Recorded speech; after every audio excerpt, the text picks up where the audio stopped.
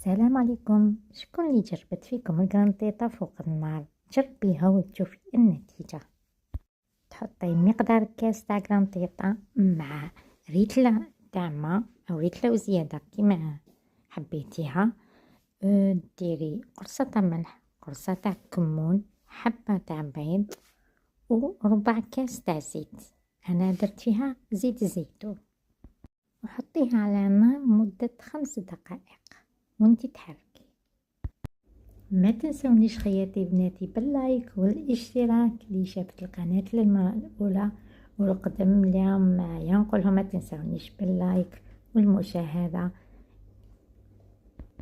وإذا جربتوا الوصفة نقول لكم بصحتكم جات روعة روعة. وهكذا نولي نطيب القرنطيطة، ما نطيبهاش كيما مالفين.